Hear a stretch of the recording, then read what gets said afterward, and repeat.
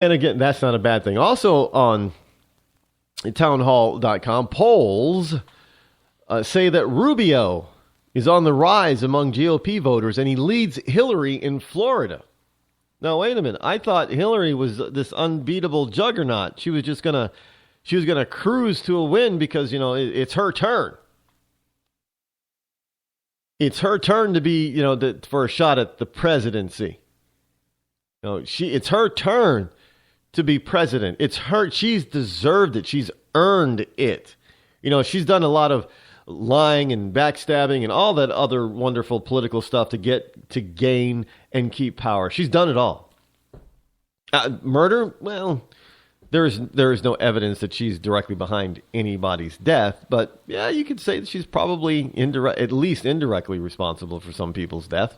So, yeah, you got the Benghazi thing, but again, that probably wasn't maybe it was on purpose. I don't know. There are conspiracy theorists out there that say that because of the ambassador, Anderson, that some say he was gay. I thought he was married to a woman, but some say he was gay. And again, I don't know if he was or bisexual. I don't know why you would put that type of a person in that type of an atmosphere, knowing that he would be probably why he was. Why his body was sodomized the way it was with a shovel handle or something or broomstick. Yeah, they really brutalized the man. But I guess that rumor could be factual that he was at least bi. I don't know, maybe, but you don't send a gay or bisexual man into the heart of Islam country. Country that hates gays and still wants to behead them and hang them. I mean, that was asking for something like this to happen, period. But even if that wasn't the case, he was just the wrong man for the job. Plain as, and anybody who probably knew the man, a lot of people said that he was the wrong man for the job, and they knew him. And even those that aren't saying that he was secretly gay, I don't know if he was or wasn't. It really doesn't matter. It doesn't matter except when it comes to dealing with people that you have no control over, which is, radical Islamists. They're going to do what they're going to do. That's what difference it makes, Mrs. Clinton. It makes a big difference about how that man got there, what that man was doing. It makes all the difference in the world. So, what difference does it make? It makes a big, huge difference. Huge. So we don't repeat the same kind of mistake. I mean, one of the things that we're going to do is, we're going to try to sweep this under the rug and not learn anything from it so we can, do the same, have the same mistake again in the future with somebody else and kill 4 more Americans or more? I mean, that doesn't make any sense. It makes a lot of difference.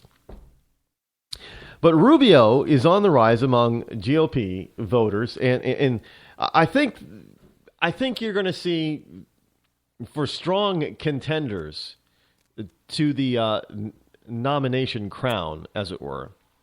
Now, each time one of them gets in, you're going to see them bump in the polls, and then as the campaign continues and the race continues, you start to see the leveling out and people finding their basal support.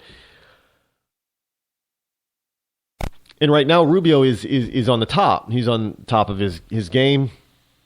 He's the newest person in the race, and we'll see where he goes. I like the guy. I mean, you gotta look at it this way.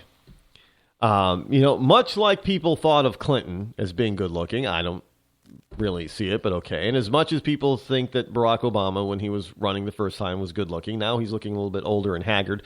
It's what the presidency does to you. Except for George Bush, kind of looked the same, except for grayer hair. George W. Bush.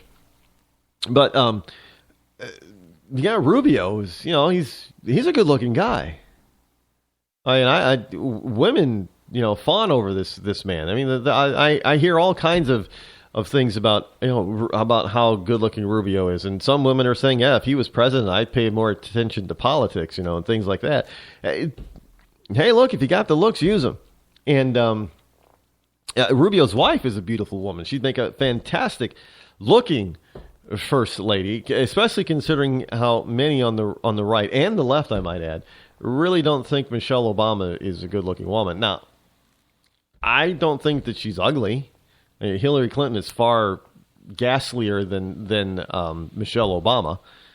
But that's just my opinion. Now, would I date Michelle if would I want to date her if she was single and I saw her and I wanted? No, absolutely not. She's definitely not my type. Even before knowing her personality, which really sucks, but she's still not my type. I wouldn't look twice at her. But I don't think she's an orangutan, as some people might say. She's not that hideous. And we've had some hideous first ladies. I mean, Eleanor Roosevelt. Wow. And it's not, look, you're born with the looks that you got. But yeah, if FDR were running today, Mrs. FDR would be a great liability. She really would. But evidently, other than that, having a not so pretty first lady is not a big hindrance because, hey, Clinton got elected twice, and I don't think Hillary was ever a looker.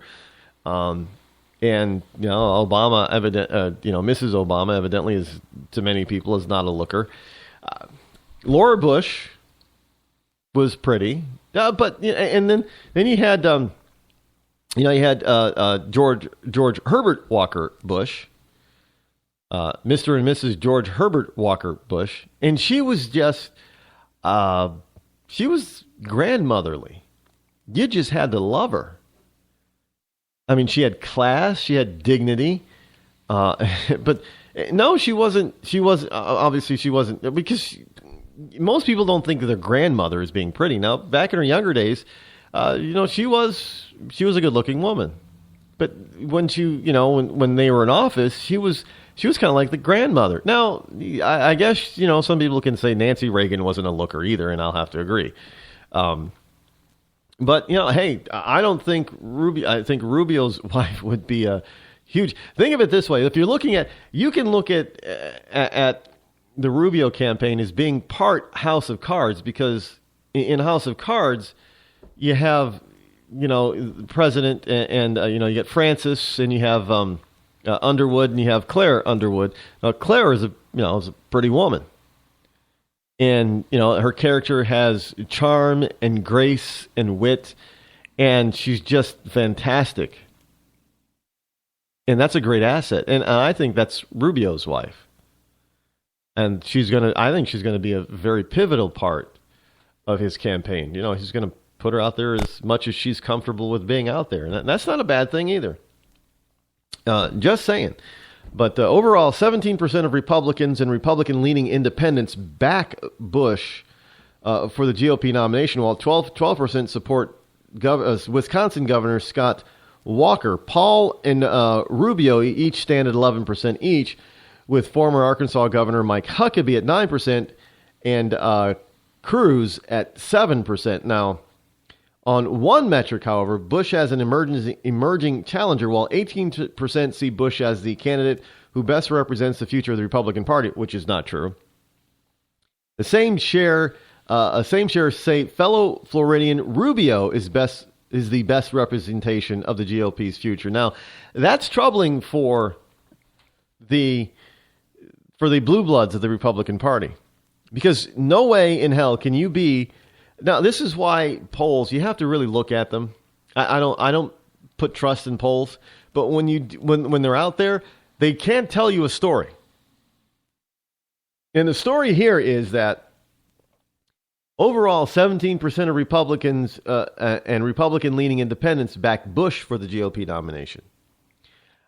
However, 18% see Bush as the candidate who best represents the future of the Republican Party, but 18% also view Rubio as the best representation of the GOP future.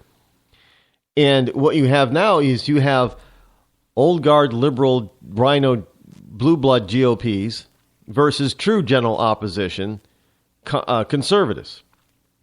They're on the rise. Conservatism in this country is on the rise. And we can see that with people jumping into the race like Rand Paul, and like Ted Cruz, and now Marco Rubio. And while Bush and some of the other blue blood, mamby-pamby rhino Republicans have yet to announce. We've already got the 3 staunch conservatives already in, and they're already spouting strong conservative values that's waking up the base. They're liking the base is liking their message.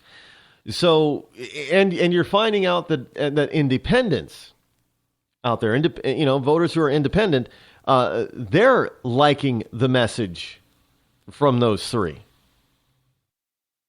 So it's going to be tough for a rhino candidate to stay out for very long, because it's going to be a tough battle. I mean, we're looking at probably one of the largest fields of serious contenders that we've had in quite some time. Look, I think so far all 3 of these guys are contenders. I do not believe Rand Paul has a chance of getting the nomination, but he's a contender. But in the end, he doesn't have it. He's not gonna get it. Now, Cruz, he's a wild card. Rubio, I think, has a better chance. But look, and again, I'm not endorsing any of these people, and I'm not discarding any of these people. I know people are going to be probably saying, "Well, how can you discount Rand Paul?" I'm looking at the metrics already.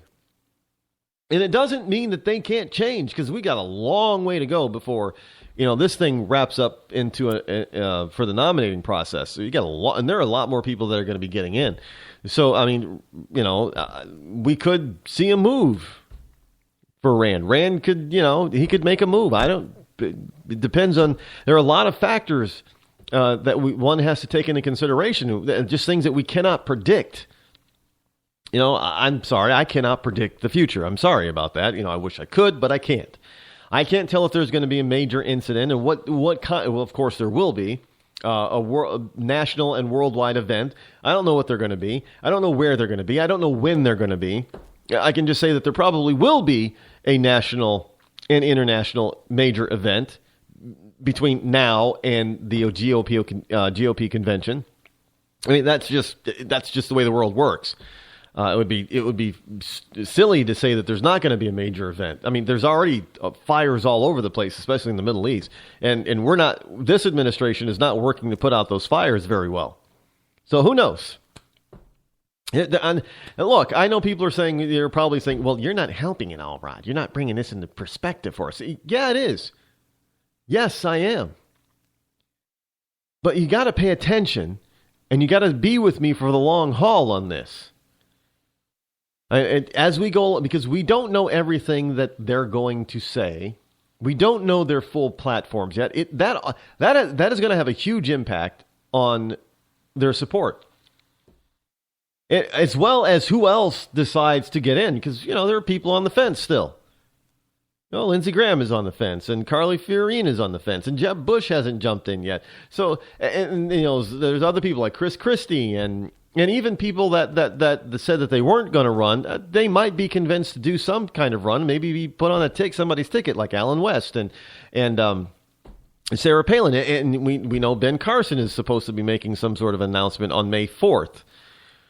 First we go. So there's a lot more to happen yet before we can really start to figure out what the hell is going on with the GOP. Is there going to be a split? Is that split going to be able to be united? I think that if Hillary is nominated for the and I it's possible that she will be. I don't think her heart's really in it. Maybe it's just too early for her right now, but I don't think her heart's really in it. But I think she has to be in it. She has to be in it, and she has to appear like she's really trying for it. But I don't think her heart's in it. She wants it, but she wants it handed to her. And it's not going to be handed to her. And I think that she knows now that maybe she is stuck. There is too much out there that is damning to her. And she knows she's going to get punched left and right with it. She's going to take some serious body shots. So she's contemplating how the hell she can save some face and still end up without too much difficulty ending up in the White House. But I'm going to tell you, I don't think it's going to work out that easy for her this time. This is going to be worse than her and Obama.